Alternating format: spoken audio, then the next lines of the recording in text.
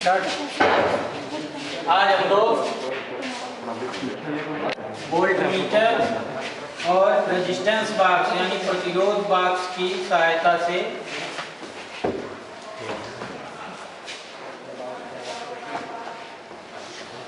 Lagrange से cell का आंतरिक प्रतिरोध निकालना सीखेंगे। लेग्रांज से सेल का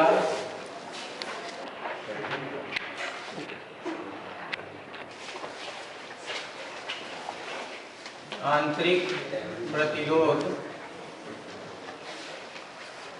स्मॉल आर ज्ञात करना, ये सीखेंगे। ठीक है ना।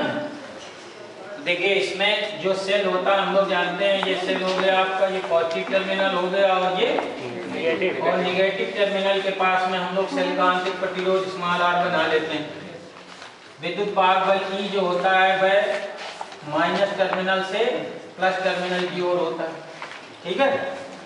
अब अगर हम इसके सिरों से एक वोल्टमीटर को जोड़ लें इस तरह से, तो वोल्टमीटर इससे धारा लेगा और जब परिपथ में धारा बहेगी तो इसके क्रॉस थोड़ा सा विभव पतन होता है।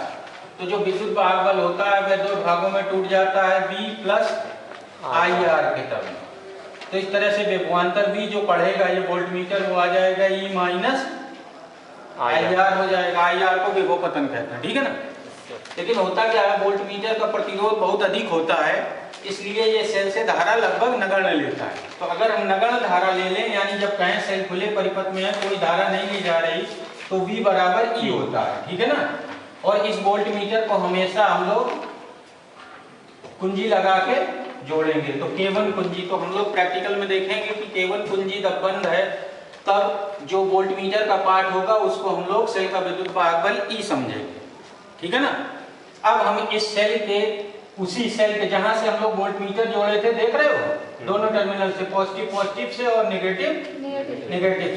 अब हम इन्हीं दोनों टर्मिनलों से प्रतिरोध बॉक्स को जोड़ेंगे और वो भी दाब कुंजी के साथ जोड़ेंगे। इसको K2 कुंजी कहा जाता है, दाब कुंजी। ठीक है ना।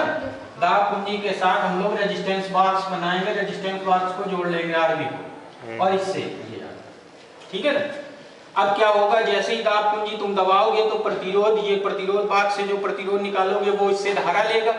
तो धारा लेने के कारण यहाँ विभव पतन होने लगेगा। तब जो वोल्टमीटर रीडिंग देगा वो V कहलाएगा।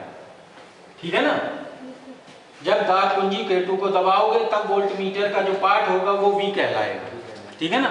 जो इस रेजिस्टेंस, मान लो ये रेजिस्टेंस कैपिटल R है, इसके सिरों का टर्मिनल विभवांतर कहलाएगा। तो ओम के नियम से देखें तो V बराबर हो जाएगा I इंटू R के।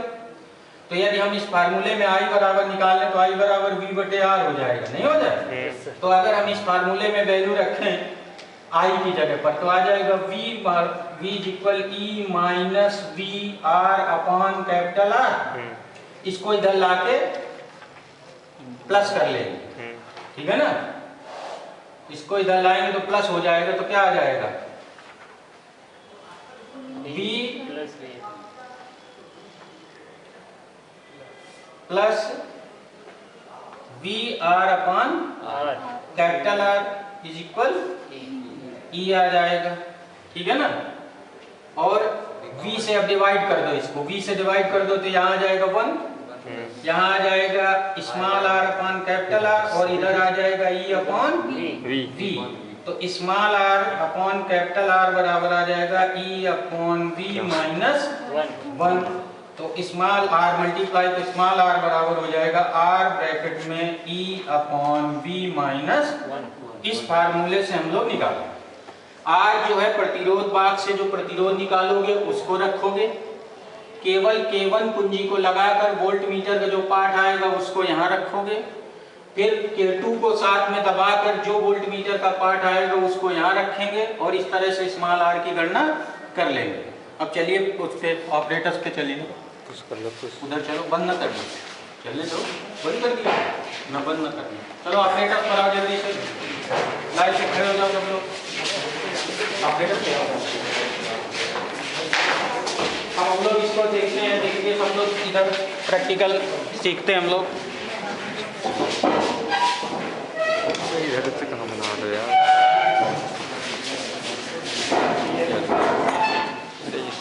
दिखा दो ना, इसको खोलो, दिख रहा है उसमें?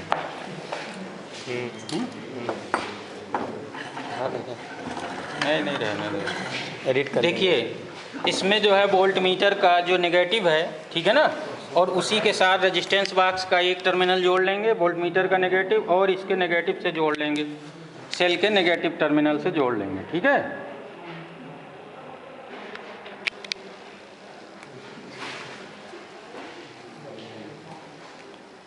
ये देखो, तुम लोग भी देखो, इधर नेगेटिव टर्मिनल से ये जुड़ गया, ठीक है ना। अब इसका जो पॉजिटिव टर्मिनल है सेल का, ये उसको इस प्लग कुंजी के साथ वोल्ट मीटर से जोड़ देंगे, और इसको दूसरे टर्मिनल को यहाँ से हम लोग इससे जोड़ लेंगे, ठीक है ना। तो इस तरह से दोनों जुड़ गए।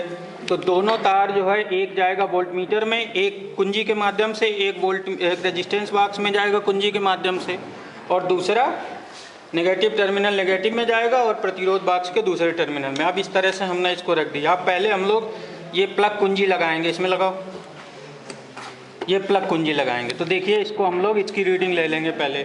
तो प्लग कुंजी लगाने पर हम लोगों ने देखा कि इसका पहले अल्पतमांक नोट करिए। इसका अल्पतमांक बताओ कितना होगा? टोटल मतलब 0.5 अपॉन 10, 0.05। इसमें देखिए अल्पतमांक निकालने का तरीका होता है, जो देखो इधर स्केल पर जो पहली रीडिंग लिखी होती है 0.5 अपान वहाँ तक जितने डिवीजन होते हैं, तो 0.5 अपान 10 हो गया, तो 0.5 वोल्ट हो गया। तो इसकी अल्पतमांक ये हो गई। अब पॉइंटर कहाँ पर पहुँचा, देखिए पॉइंटर कहाँ पर है, कितने खाने हैं पॉइंटर जहाँ पर है? 20, 11, 12 नहीं, 10 और 10 20, और उसके बाद 23। तो अब K2 जैसे खुली है तो K1 जहाँ पर पहुँचा है वो ई बताएगा, ठीक है ना। तो ई बराबर हो जाएगा 23 इंटू अल्पतमांक, 23 इंटू अल्पतमांक 0.05। तो कितना आया? 1.15। लिख लो 1.15 वोल्ट आ गया, इसका विद्युत भाग बल आ गया, ठीक है ना। अब हम लोग इस रेजिस्टेंस बॉक्स में से कोई प्रतिरोध निकालेंगे। मान लीजिए हम लोगों ने 10 ओम निकाला, 10 ओम निकालो इससे, 10 ओम। देखिए यहाँ पर 10 ओम दिखाइए, ये 10 ओम प्रतिरोध निकाला गया, ये 10 ओम निकाल लिया गया प्रतिरोध, ठीक है ना। अब हम लोग K2 को दबाएंगे, K2 कुंजी को दबाइए। तो देखिए वोल्ट मीटर का पार्ट गिर गया, तो अब ये V बताएगा वोल्ट मीटर कहाँ पर पहुँचा, अब कितने खाने पर, देखो कितने खाने पर है, 3 खाने पर। 3 का मल्टीप्लाई उससे कर लो अल्पतमांक से, 0.015। और यहाँ पर रीडिंग में 10 ओम लिख दीजिए। प्रतिरोध बॉक्स से निकाला गया प्रतिरोध 10 ओम हो जाएगा, वहाँ पर रीडिंग आ गई, वोल्ट मीटर का पार्ट हो गया 0.15, ठीक है ना। अब फिर हम लोग K2 को छोड़ देंगे तो K1 देखेंगे फिर वहीं पहुँच गया है, तो ये ई वही रहेगा, ई वही नोट करो फिर से, ई वही रहेगा 23 इंटू 0.05 1.15 वोल्ट हो जाएगा, ठीक है ना। अब हम लोग 10 ओम की जगह अब 10 ओम का लगा दीजिए, 20 ओम का निकालिए, 20 ओम का निकालो, 20 ओम का, और इसको टाइट कर देंगे घुमा के, ठीक है ना। 20 ओम पर अब फिर से दाब कुंजी दबाइए, उधर लगाओ दाब कुंजी को। अब हम दबाएंगे, दाब कुंजी को दबाने पर देखेंगे कहाँ पर पहुँचा, 5 नहीं 6 पर है, 6 पर है करीब सर, 5 पे है, 5 पे।